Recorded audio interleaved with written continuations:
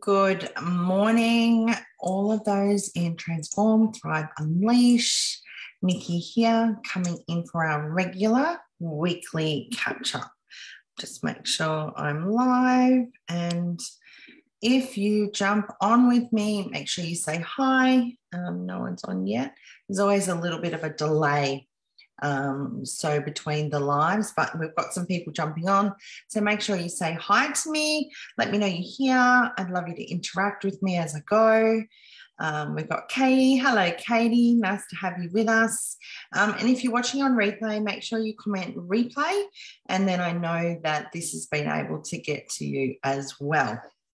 So today we're going to talk about PowerCycles, and mainly this is for people that are in their own business, they've got a side hustle, something like that, but you can also very much use it in an employee setting and how you manage your own productivity.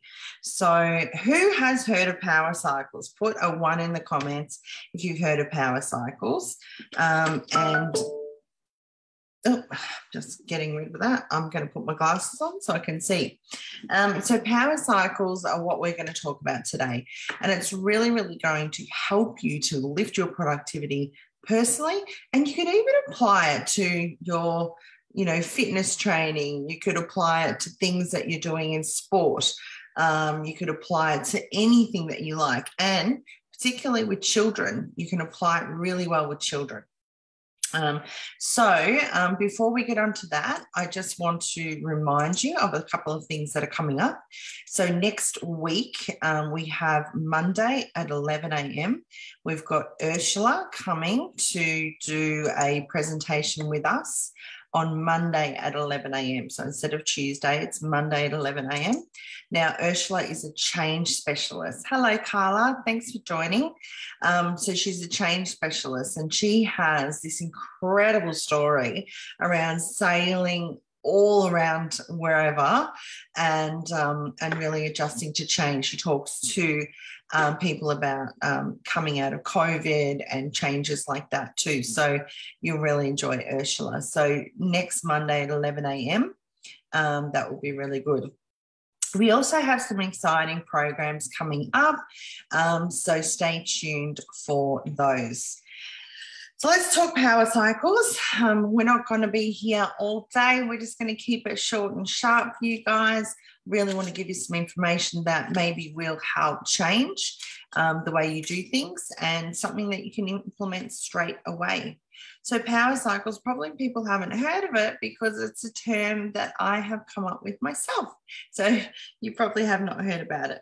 But what I want you to think about is, even if you're in your own business, if you are employed, if you didn't have a set salary for what you do, how much would you charge? How much would you pay yourself for the last 15 days of work? We're up to the 15th of February, so say for February. So if you've got a job that you do and you've got a set income for that, I want you to scrap it and forget that happens. If you've got your own business, maybe you manage someone else's business, or perhaps you have your own side hustle, I want you to type in the comments, how much would you pay yourself? Not because I'm worth this amount of money or this is what my salary is. Based on the work that you've done, how much would you pay yourself? Even if you gave yourself an hourly rate, how much would you pay yourself per hour? So your rate might be $25 an hour, but the way you've been working, you're like, I've probably been a bit lazy at work and just taking my time, and I can't really get into it. I'm in a bit of a funk. So, probably should only pay myself $10. Or you might be the opposite. You might have, for example, your own business. You're like, I am smashing it out of the park at the moment. I'd pay myself $50 an hour. So everything's different. So type in the comments, even those that are replaying, I want you to type and act as though you are doing this with me live. How much would you pay yourself per hour for the work that you've done over the last 15 days? So that is the first thing I want you to think about. And really, looking at, is that what you're worth? Is your time worth that money? So you hear people all the time, I wouldn't get out of bed for less than, $50 an hour. Same thing for you. Like, does it really scare you? I once did an exercise with people that are in the network marketing field, and so they've got their own kind of side hustle. They've got to work themselves to be able to get paid. And what we did is we had a look at what they got paid for the week. So people were sitting there going, oh, I did really well. I got paid $200 for the week. And you're like, fantastic. How many hours did you work? And then divide that and let's see what your hourly rate is. And then they're all like, oh my God, I wouldn't work for that. And it's like, well, we need to work smart, not hard. That's the whole thing. So this is something that you can actually do yourself. But there's two different mindsets, depending on whether you are an entrepreneur or you're an employee. So, for an example, with an employee, if you fail at something, you probably feel like that is about the cap of where, you should be. They say that you get promoted to your greatest level of incompetence. So you get promoted to the level where you are kind of at, and that's the highest that you kind of go until you then develop your abilities and then can move forward.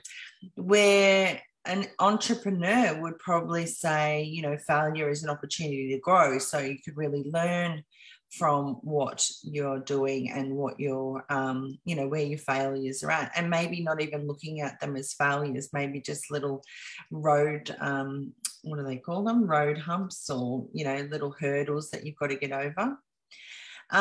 So with an employee mindset, quite often people don't like to be challenged. They're not used to it. They've got a set of things that they do, and they don't really like the challenge, to be challenged with what they're doing. Whereas entrepreneurs, they love challenges. It really helps them to grow. Sometimes the challenges are there that they need to grow through in order to get to the next level. Same with an employee. They say they're different, but it is the same with an employee. Now, with an employee, their potential is kind of predetermined. So depending on your role that you have at work, you would have a predetermined kind of list of things to do. What are your activities? What's your, God, I haven't worked as an employee for so long, it's hard to come up with the wording. You've got like a set kind of things that you do, your role description, there you go. And that's what you need to work towards. And then don't forget that, most most employees have, might be a quarterly review or a yearly review. And then basically you look at those things that you have as your sort of set jobs to do, or the things that you want to strive for, and it's like, yep, you've done that, yep, you've done that, yep, you've done that. I know in my previous workplace they did have a little section that was like, things that you want to do, but it really didn't encourage like massive growth. It really didn't encourage me to stretch myself to do what I do with being an entrepreneur. So in terms of an entrepreneur, their potential is not predetermined. So the effort, the attitude, basically, they determine your abilities. They determine where you can get to. So nothing's predetermined. So you can go as high or as low as that you really want. Employees, feedback and criticism are personal is something that often comes up. So, it really hurts when you get feedback and criticism. That can be really hard. Whereas with an entrepreneur, they quite often look at feedback as being constructive because it's helping them to grow. So you're working with somebody who has an interest in you in growing.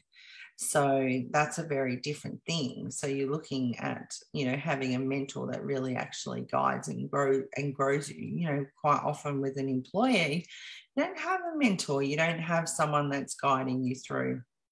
Employees often like to stick to what they know. They feel comfortable. They don't like to stretch too far outside their comfort zone, whereas entrepreneurs love it. They love to try new things. They like to be challenged, like we talked about before.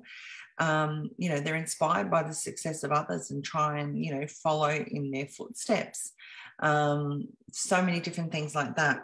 So really what it does come down to is changing your mindset. You can completely change your life. And a lot of people are doing both. They're an employee as well as an entrepreneur. And that's amazing because you're having multiple income streams. And I'm a massive, massive fan of that. So let's talk about PowerCycles. So what they are focused sessions. Now, you might, as I said, divide these up depending on whether you've got tasks at work or whether it's in your business, a side hustle, whatever it is. It could be with your kids to get their homework done. It could be for you, trying to get a certain amount of steps up in a day, for example. So there's a couple of things you can do. You need to basically go into the day knowing what you're going to do. So you can either first thing in the morning do something called like a daily download. You put it in your calendar.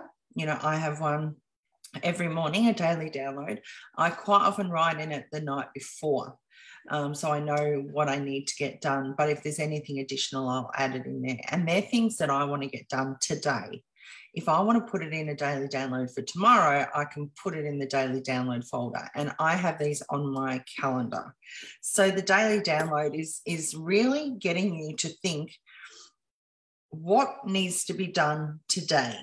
So what is not what's on your to-do list for the rest of your life? What's the plan today? And then you can actually look at it and go, is that all I do? Is that all I'm going to achieve today? But then what you need to do is go and put them into time blocks into your diary. So I had, for example, if I look at my diary for today, I don't have a lot of spare time. And so I'm, blocking things out. And then I had something else to add in. And then you're like, oh, I can kind of come in on my lunchtime. I'll do that. We always do things like that to try and fit things in. But I have small chunks. Usually they're 30 minutes or 45-minute chunks.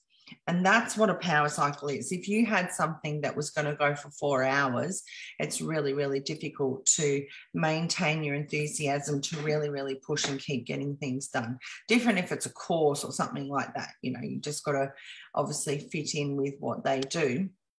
But if I had, 4 different things I wanted to do, but, one of them, as I did my daily download, I'm like, this one would take 2 hours. This one here is going to take about 30 minutes. This one here is going to take about an hour. It's actually thinking about how you're going to construct your day and then going and slotting them in to your calendar. Now, your 2-hour one, you might go, right, I'm going to actually do an hour and then I'm going to split it up and come back and do another hour in the afternoon. So you're actually putting them into your diary. Now, because of them, why we call them power cycles is because you're doing short, sharp tasks. And when you get in there, because you've done a daily download, you know exactly what those tasks are going to be. So it's not sitting there going, right, I've got 2 hours now. I might work on my business. What should I do?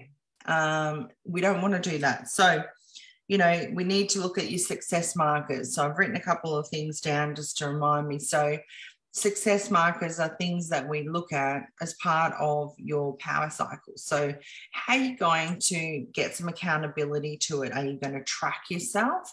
If you track yourself, you'll get better. See, whatever you track, whatever you measure is what improves. So is it the number of calls that you get done? Is it the number of invoices that you've processed? Is it the number of clients that you called, the number of bookings that you've made? Whatever it is in that short cycle, how many have you done? And then when you do it again, you can try and improve it because you're tracking on it. So even you've said, I've got a half an hour here, and this is where I'm going to prepare all the invoices that I need to prepare for. Maybe you're in a position in a company and that's what you do. Okay, in that half an hour, you go hard. Hi, Joyce. You go hard and you push hard and you get it done. You don't just go throughout the whole day trying to get it done. 30 minutes, get it done. If you need another 30-minute cycle and then another 30-minute cycle, do that. Split it up. But short, sharp bursts is where you're going to get them. So as I said, you need to know what you're doing beforehand, and you really use your calendar. Break it up into small blocks, 15 minutes, 30 minutes, 45 minutes, no longer really than an hour, because it's hard to keep bursts of energy. And the thing is, you know, they say that it's not good to switch from task to task. And I totally agree with that, because you get in the groove and you start doing what you're doing. But what's happening is if you're setting aside 4 hours to do one task, and it's something that you do over and over again, let's talk about, you know, where you're, for example, messaging people or trying to get calls booked in or trying to get people to go onto a webinar or something like that, and say you do that for 4 hours or 2 hours, you're going to start to slow down. You watch yourself. At the start, you'd be like, right, let's go through. If you are organized. If you're not organized and you sit there and you go, right, who do I call first? That is not going to help you. You need a list. So in your daily download or the night before, sit down, write a list, know exactly who you need to contact, so that when you get to your power cycle, you can really start contacting those people. Just tick them off, tick them off, tick them off, tick them off. Can you see the difference in being so efficient and the productivity changes this can make in your life? And you've got to think about accountability. Sometimes you can call them battle buddies. This works really well for fitness. You know, like, oh, I'm not going to go to the gym, but you know what? If I go with someone else, I'll drag myself there because I won't let them down. You know, say you're in a side hustle where you are trying to get onto an incentive trip or something like that, having someone like a battle buddy or an accountability buddy, because you both want to go together. You don't want to let that person down. So that one is a really good thing today. Now, don't forget, if you're playing small, it means you're doing small things. So really important to think about this. Playing small means you are doing small things. You're doing small things, and that's why you are getting smaller results. So what I want you to do is wake up and feel efficient and feel like you're going to do, you know, have a really productive day. Break it up into short sections, power cycles, know exactly what you're going to do the day before. Do that for a week and see what changes in your life. It could be, right, I've set a power cycle, I've prepared 30 minutes here, and I'm going to prepare all of the meals for the week. I'm going to get all the ingredients and stuff already. Right, I've got a power cycle here of 15 minutes. This is where I need to make 3 phone calls. So I'm going to split them up 5 minutes each. Let's get it done. The whole thing is that you don't want to run like a crazy person all day. You want to, like me, I work in power cycles so that I can then pick up my son, and then there is a break where I get to have time with him where I'm extremely present, because I've worked in power cycles while he's at school. So try this. I think it will change your life. I would love to hear how you go, whether you've used this. So comment in here whether you've actually given the power cycles a go and what you've noticed, or do a post and say, hey, I tried to take on some power cycles. This is what I've done. And other people can see your post. That would be amazing. So this is what I wanted to leave you with today. Really think about being productive. Think about if your workday was determined on the amount of work that you did, not on the amount of hours that you spent. And then, you know, when people start talking about the 4-hour work week and things like that, it literally can happen because they're being super, super productive with their time. They're working smart, not hard. And so when you get in, you know exactly what you're doing. You're working on it. Head down, bum up, just get it done so that when you have your lunch, you can sit there and have your lunch. when you have your time with your child or your children, you can sit there and be really present. You're not like, hi, yeah, you just got home, I haven't seen you all day, but I've got to do this, I've got to do that. That's because you're playing catch up. If you can rearrange your day, I'm lucky to be able to go 2:45, I'm out. I go and pick up Harper.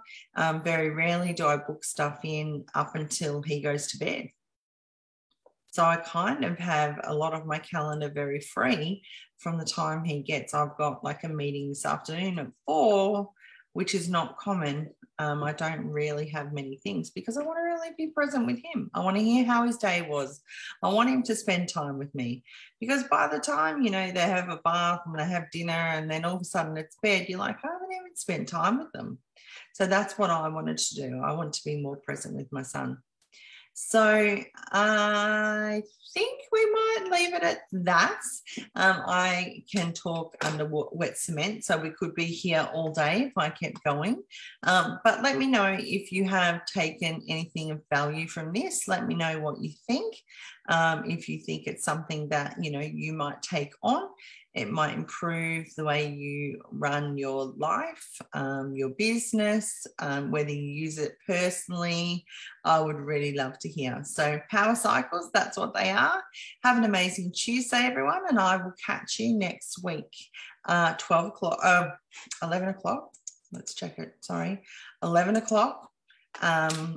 Australian Eastern Daylight Savings Time with Ursula. So we will do a reminder before she jumps on, but we will see you next week. Bye.